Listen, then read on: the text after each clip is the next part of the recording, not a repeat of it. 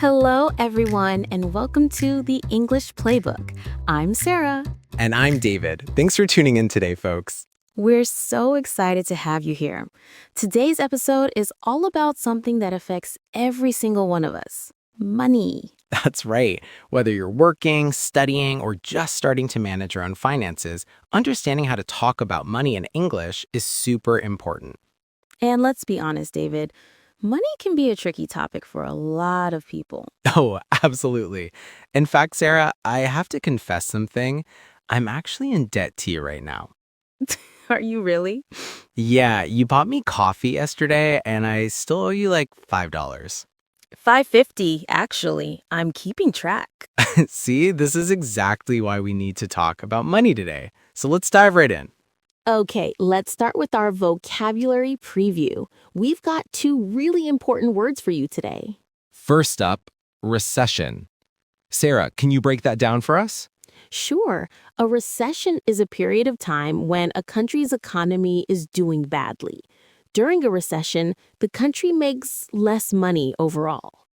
Right, and we can see this happening in real ways.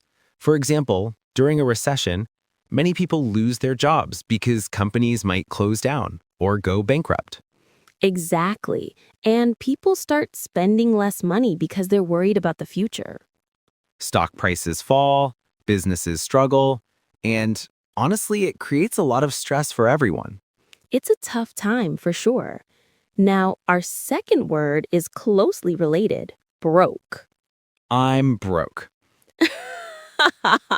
Are you really? Well, after I pay you back that $5.50, I might be. But seriously, broke means you have no money. Zero. Nada. That's right. It's informal, but it's a word you'll hear all the time. I can't go out tonight. I'm broke. Perfect. So now let's listen to our dialogue and see how these words are used in context. This dialogue is about a man who's facing some serious financial problems. He's broke and in a lot of debt. Let's hear what happens. Hello, I'm here to see Mr. Corleone. Right this way, sir. Johnny, what can I do for you? Mr. Corleone, I'm really sorry to trouble you, but I need your help. Anything for you, Johnny. Your father was like a brother to me. Well, sir, you see, this recession has hit me pretty hard. I lost my job, and I'm in a lot of debt. I see. Yeah, I've got credit card bills, car payments, I've got to pay my mortgage, and on top of all that, I have to pay my son's college tuition. So you're asking for a loan? Well, I just thought maybe you could help me out. What? At a time like this, I'm broke too. You're not the only one who's been hit by the recession. I lost half my money in the stock market crash. Get out of here! Wow, that was unexpected. Right? He went to ask for help, but even Mr. Corleone is broke. You know, it's a bad recession when even the wealthy people are running out of money. All right, let's break down the key vocabulary from that dialogue. Time for our language takeaway. We've got 4 really important words today. Let's start with loan. So Sarah, what exactly is a loan? A loan is money that you borrow. You get it from a bank, a friend, or in Johnny's case, he was hoping to get it from Mr. Corleone. Right, and it's important to remember when you borrow money, you have to pay it back, usually with interest. Exactly. Now, our second word is mortgage. Ah, yes, the dreaded mortgage. A mortgage is actually a type of loan.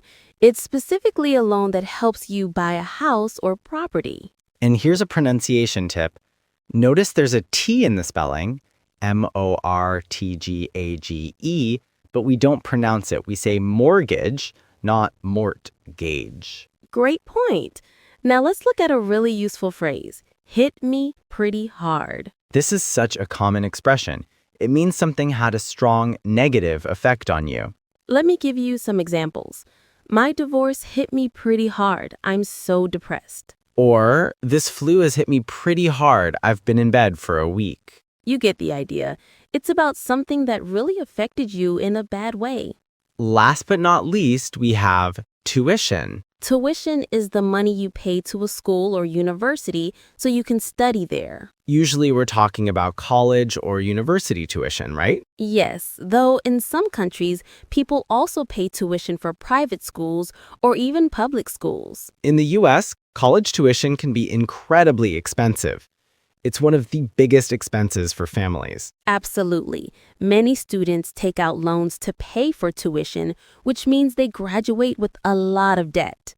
All right, now let's move to our Fluency Builder section. This is where we help you sound more natural and native when speaking English. We've got 3 fantastic phrases for you today. These are expressions native speakers use all the time. First one, what can I do for you? This is a really polite way to ask someone if they need help. Instead of just saying, "Can I help you?" or "What do you need?" we say, "What can I do for you?" It sounds more professional and courteous. You'll hear this in business settings, shops, or even when someone visits your home. Next phrase, "I'm really sorry to trouble you." This is perfect when you need to ask someone for something, but you don't want to bother them. Let me give you some examples. "Can I trouble you for a moment? I just need you to sign this form." Or, I'm sorry to trouble you, but may I leave work early today? "Can I trouble you for a pen? Mine stopped working." See how natural that sounds? It's polite and shows you're aware you're asking for a favor. And finally, on top of all that. This is such a useful phrase. It means in addition to or besides that. You can use it in negative situations. For example, I lost my job, my car broke down, and on top of all that, I got sick. But you can also use it positively. Today was amazing. I got a promotion, found $20 on the street, and on top of all that, I won a free dinner. That sounds like a great day. It really does. So on top of all that is versatile. Use it in both good and bad situations. You know, David, one thing I found really interesting is how different cultures view debt. Oh, absolutely. In North America, for example, being in debt is actually pretty normal. In fact, it's almost necessary. What do you mean by necessary? Well, to build what's called a credit history, you actually need to borrow money and pay it back regularly. Without a credit history, you can't get a mortgage, you can't get a car loan, banks won't trust you. That's wild.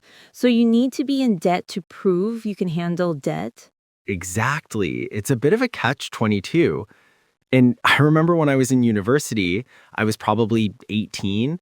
Banks came to campus and started offering us credit cards. At 18? Yep, they'd give you free t-shirts, pizza, all kinds of gifts just to sign up for a credit card. That seems kind of predatory, doesn't it? It really does. They want young people to start spending on credit early. But here's the thing, it's completely different in other parts of the world. Like where? Like Europe, for example. In Switzerland, people are very careful with debt. It's actually seen as a bad thing to be in debt. Really? Yeah, if you want a credit card in Switzerland and you want a 500 franc limit, you need to deposit 700 francs in your account first. It's the complete opposite of North America. Wow, that's such a different approach. It's much more conservative. Right, and honestly, looking at the recession and financial crises we've seen, maybe that's not such a bad approach. That's a really good point. So everyone, be smart with your money. Don't go into debt unless you absolutely have to. Let's talk about some practical ways people deal with money in everyday life. Great idea. So first, let's talk about how people actually get money. The most common way is working, right? You have a job, you earn a salary or wages. Exactly. Some people work for a company, they get paid weekly or monthly. Others are self-employed, meaning they work for themselves. Right, like someone who runs their own business or sells things at a market. They don't have a boss, they are the boss. Students and children might get pocket money or an allowance from their parents, or they might work part-time jobs after school. And some people receive money as gifts or from the government if they're unable to work due to age or illness. Now, how do people use money? Well, the basics are food, housing, transportation, and clothes. These are necessities. Right. People pay rent or mortgages, buy groceries, pay for gas or bus tickets, and buy clothes for work or school. Then there are bills: electricity, water, internet, phone service. All of these cost money every month. People also spend money on healthcare, education, and entertainment. Entertainment is interesting because it's not a necessity, but it's important for quality of life. Movies, concerts, hobbies, these things help us relax and enjoy life. Absolutely. And this brings us to an important distinction: saving versus spending. Right, spending is using money to buy things, saving is keeping money for later. Both are important. You need to spend money to live, but you also need to save for emergencies and future goals. A great way to manage both is to create a budget. What's a budget? A budget is a plan. It shows how much money you earn, how much you need to spend, and how much you can save. It helps you see where your money goes.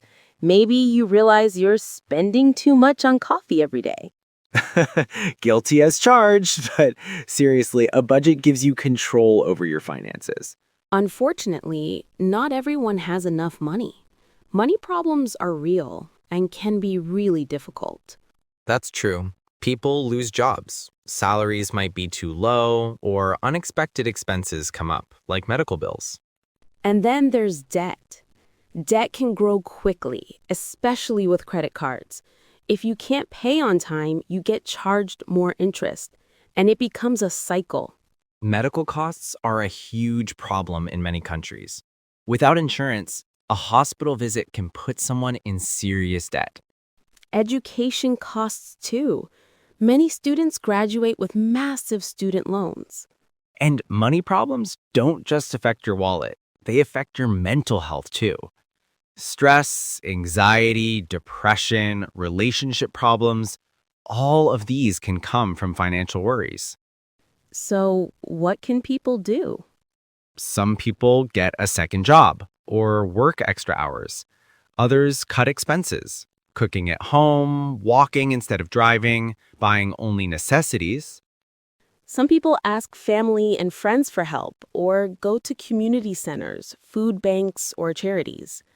In some countries, the government provides financial support, welfare, benefits, or assistance programs. And even in hard times, many people stay strong. They learn new skills, start small businesses, or find creative ways to earn extra money. Learning how to talk about money problems in English can help too. Being able to say, "I'm having trouble paying rent," or "Do you know where I can find help?" opens doors to support. All right, everyone, let's do a quick review of what we learned today. We talked about key vocabulary: recession, broke, loan, mortgage, tuition, and hit me pretty hard. We learned useful phrases like, "What can I do for you?" "I'm sorry to trouble you," and "on top of all that." We discussed how different cultures view debt and how important it is to manage money wisely. And we explored saving, spending, budgeting, and dealing with money problems. The big takeaway: money affects all of us.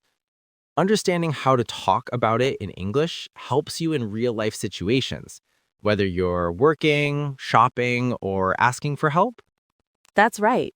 And remember, managing money is a skill you can learn and improve over time. Thanks so much for joining us today on the English Playbook. If you enjoyed this episode, please subscribe, like, and share with your friends. We'd love to hear from you. Leave a comment and tell us, what's your biggest challenge when talking about money in English? Until next time, keep learning, keep practicing, and keep playing. See you next time.